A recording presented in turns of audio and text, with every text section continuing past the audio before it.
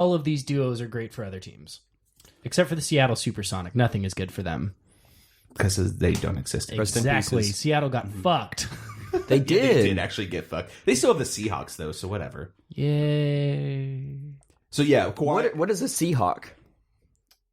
I'm not really sure. In real life, I don't actually know what a Seahawk is. I would imagine it's some sort of species of hawk that lives out near the sea. Are they a Canadian team? Mm-hmm. Basically. Yeah, CBA. Oh, okay. Is that collective bargaining agreement? Or is that Canadian Basketball Association? Anyway, yep. Either way, wrong. Kawhi and Paul George is one that you'll see some West Coast time. They'll be in the late slot. Of course, LeBron and AD. Apparently, also last year, the ratings were better when LeBron was actually on the court. So, there you go. I think, but you always have the deal with everyone hates the Lakers. So that's going to be fun to hate them. Right. It's like the same thing as like in baseball with the Yankees. Nobody likes the fucking Yankees. In football, nobody likes the Patriots. People watch the Super Bowl to watch the Patriots hopefully lose. And Actually, I think, maybe not recently, but I think the Cowboys might be more hated than the Patriots. Definitely. They're both the most loved and most hated team in football. That's without a shadow of a doubt. But that's probably the same way. Like if the Lakers are good next year, it'll be the same thing with the Lakers. If the Lakers are good, they'll be the most loved and the most hated. What other than the obvious ones? What other duos can y'all think of that are going to draw ratings? I personally am actually really excited, and I know this is going to go against my Mavs fandom, but I'm really excited to see how Westbrook fits in with Houston. They're going to be really good, and I don't like that, but because I hate Houston. But I'm really, really excited to see how he fits in with that team. They didn't really lose too many pieces. I think it's going to be really fun to watch him and Harden play together. I just really, I really hope that Westbrook doesn't start flopping around like Harden does, though. Right. That's going to bum me out so much. To be fair on that one, Harden was doing that with OKC. Yeah, he was. Yeah. He's Russell done that his wasn't. entire fucking right. So why would career. it influence him now? I blame Ginobili for that shit, by the way. I will always blame he started it.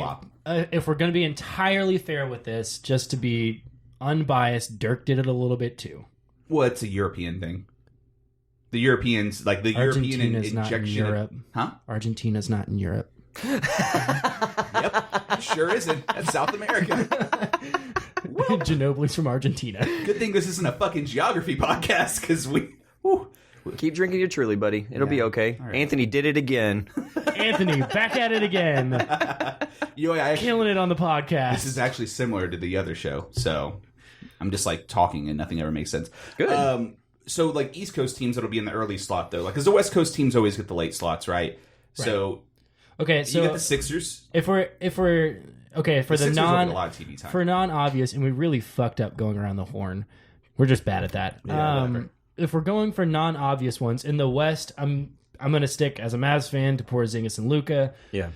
If Porzingis can stay healthy and Luka keeps that fire going that he has, I think that's going to be really dynamic and a lot of fun to watch. When we go over to the East, I'm probably going to say Kemba and Gordon Hayward.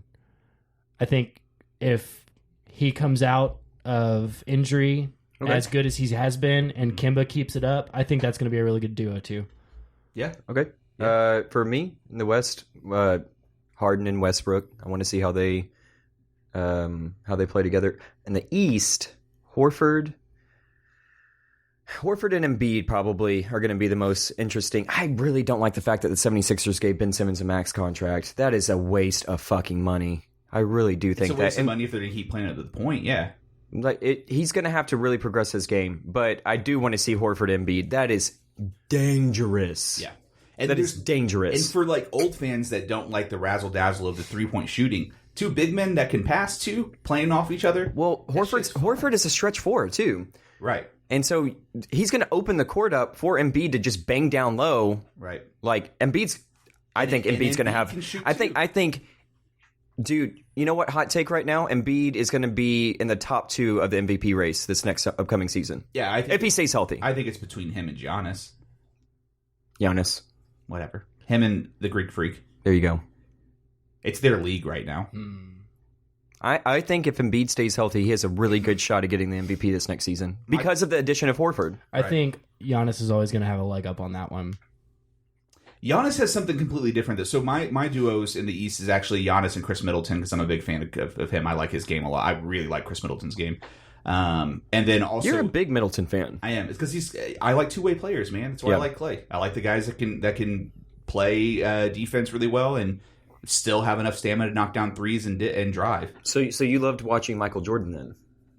I didn't watch basketball back then. I hate admitting that, but yeah. But it's why I like LeBron for so long. Why I like LeBron so much because he plays both sides of the ball. Any great player plays both sides of the ball Right. at an elite level. Dwayne Wade was an asshole to watch on the court, but he played both sides of the ball. That's why he has rings. Yep. And then in the West, it is Harden and Westbrook, but not because I think they're going to be good. I just don't know how it's going to work. I'm glad we all went with the non-obvious. Yeah. I mean, it's hard to get away from the non-obvious. I think that'll probably be one of the more electric teams to watch. Again, as much as I don't like Houston, they're a fun team to watch, and just adding Russell Westbrook into that is going to make it so much more high-flying and fun to watch. And you still have what's his face, Mike. God damn, what's the coach's name? Mike D'Antoni. Mike D'Antoni. I was going to say. I want to see what D'Antoni does with West. That's what makes it terrible. That's going to be cool. I think, dude, I'm really excited. That's actually what I'm most excited for is what D'Antoni can do with Westbrook. So now that we've gone this far off course, I actually did this on purpose. We probably named between all of us 10 teams that we're looking forward to watch. I don't think the players being in charge of the league is bad. I think Kerr's wrong. I think it maybe is dangerous for front organizations, but for the fans, hell no. It's dangerous for the front organizations and some coaches because it takes power away from them. There needs to be a balance. If all the power is in the hands of the players, then that's dangerous, and then the league is kind of in disarray. You need somebody to kind of organize and keep it together. But if you take all of that power away from the players and it's all in the hands of the front office and all in the hands of well, then you have a puppet show. Players aren't happy. They're not going to perform as well. They're not going to do what they want to do. Yeah. It's not going to be as good of a league. So there has to be this kind of balance. So I think this move right now, while demanding that trade by Paul George, as you want to call it a bitch move, sure, maybe it was. But I think it was a necessary evil. I think it was a good thing to get the power a little bit away from the organization and back towards the player, which, if it keeps going, can be a dangerous swing. But I think it's a good thing. It's definitely a good thing for the fan because watching the end of the finals, if Kawhi stayed where he was and Kevin Durant didn't move, it still looks like it's going to be Raptors and Warriors in the finals again next year because there's no reason to think it wouldn't be. Well, because at that point the Raptors would have tried to acquire one more piece. Right, and they were already a ring. They already had a ring. They already had a team that could win a championship. And they're not going to be bad. They're not going to be great, but they're not going to be bad. So they're in the East, so they'll make the playoffs. So all of this started with LeBron. Is this just a podcast about shitting on the Eastern Conference? Yes, it is. Because the Eastern Conference is shit. It's terrible. It has been for a long time. The only reason it looked good for a while is because you had the best player in the league there. Yep.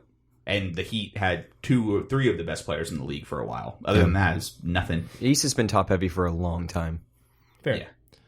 It's weird. The West has been just overall way more elite. One potential move, and I haven't heard, well, this part's not a rumor, that OKC came out and said that they were shopping around and looking to find a new home for Chris Paul. Right. They're looking for that. Right. This part I have not heard any rumors on. I just think it'd be a fun move, is if they moved him to Miami. Made a trade to Miami, and you have CP3 playing with Jimmy Butler. Those are the talks that of a potential team that is a landing spot for CP3. Right, I know it's in the conversation, but I haven't heard anything really substantial, to hold on to. Well, Miami's the one team that would do it because they're always in win now. Yeah, they always want to win now. They tanked 1 year and it didn't work out for them, so they got rid of that piece. Whiteside, who they ended up tanking for. Yeah, I will never. I'm still confused about. Yeah, I'm still. He was not happy there. So but he's so damn good. He's pretty good. But to be fair, he's pretty good. I don't watch the Heat, so I don't know if he was consistently good. Yeah. I just heard the rumblings that he was not happy there, and so they move him in the offseason. It makes sense. I don't hate myself, so I don't want to watch East basketball. It's so crazy. I'll watch the Celtics and the Sixers. Yeah, and Milwaukee. But I'm not going to watch the Heat. And Toronto. No, I hate the Heat. I love watching the Bucks. But the Bucks are fun to watch. But they also weren't on TV very much either. That's another thing, too, is all the drawing power for NBA ratings is in the fucking West. And it will always be in the West, most likely. I don't see how that would ever change. So I guess we've gotten down to the bottom of it. We don't know if it's good or bad. Well, I'm standing on the stance that it's good I think it's good for now. For as fans, we're a fan. I think it's podcast. good, but I think Kerr's right in the fact that it's dangerous. He's not saying that it's necessarily bad. He's just saying that it's dangerous. He's bringing attention to it, which is what we need. We need attention brought to this. Yeah. You know, having the player. I'm all about player like Players League. I want that to happen. But my whole thing is I agree with Kerr. If you sign a contract, just play it out, dude. Yeah. Like, especially now, if the organization is treating you like shit, demand a trade. I'm fine for it. You know, like we all can see if an organization is treating a player like shit. It's very obvious. But if an organization is treating you well, in Paul George's case, OKC did nothing wrong in there. In that, like that front office did nothing wrong. But doesn't that make Kevin Durant's move more puzzling though? If you defend it that way, that OKC treats players well and then he bailed, and like He's free agent. It's different. It still makes He didn't demand a trade. No, it he is didn't different demand a as that. trade, but if they're treating you well, Why would you leave? why would you leave?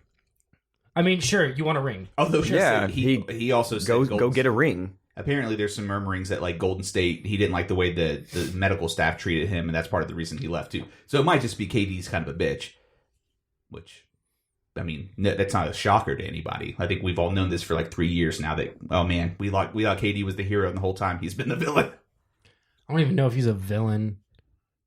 I don't think he's a hero either. That'd He's be just kind of that might be a good really next good episode. player. Just neutral. Yeah, I mean, he's out for himself. Lawful He neutral. Sure. He's just out for himself. Like he cares about KD. He wants KD to do well, and he wants KD to be healthy. So he left to go get his ring. He didn't like Golden State, so he left to go to the Nets for some reason. Which we'll find out eventually. Dude, I'm telling you, they're not going to be a bad team. No, I don't they're believe. gonna I don't believe they're going to be a bad be team. the I'm team just. nobody's talking about. But I'm saying like, why? Why? I don't. It doesn't make sense to me. Like I'm not against the move. I don't hate the Nets. I think KD and Kyrie together are going to be a good team if they both stay healthy. There's no reason to hate the Nets. They've never been good long enough to have any like love or hate for them. Right. But They were good for like a handful of years. Media is going to be big on them. Media's gonna be super. They're already really big on it. Yep. They're freaking the They're in fuck Brooklyn. out. Yeah, Yeah. for sure. That'd be a good episode to go on too. Is like heroes and villains in the NBA. Like Let's do it. we can do that the next episode. Do heroes and villains. let's do and, whether the narrative of a hero and a villain is good for the NBA. Because I actually oh no, it's Whoa. great. No, it's very good. Yeah. Let's do it. Cool. So that last part of that topic can be cut out. All right. nope leaving it in there. That's the segue to the next episode. Always segue. Yeah. Yeah, I hate segues. call it cliffhanger, Joe. I hate segues like the machines. Yep. The machine Can never balance correctly on them. They're It's just you a don't have catastrophe.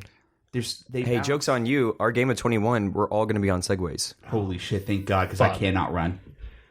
Very out of shape. That's going to be hard for you to do the turnaround. That's no. I'll just spin. You're just constantly spinning. Pauly Shore. All right, guys. Well, I think that's a good place to stop. Sure. This one, we're give you a little shorter episode this time, guys. Thank you so much for listening to this edition of the Hoop There It Is podcast. We have some plans for the future, but we don't know them yet. Are there plans if you don't know them yet? Sure. We've talked about some It's a things. surprise. We have plans about plans. We have We're plans planning- to make plans. We're planning Yeah. the plans. Planting the plants. The unfortunate side is we keep drinking Truly, so we just forget any plans that we made. Luckily, I'm only on my first one still. It's so. just seltzer. Right. seltzer. Are hardly. Oh, that works. Seltzer are Okay, hardly thank you known. for listening. All right, guys. For I Joe, approve that message. for TJ, I'm Anthony. Make sure you leave us a 5-star slam dunk review. God. We will see you on the next edition of the Hoop There It Is podcast. Thanks, guys. Go Bye. Minnesota Timberwolves.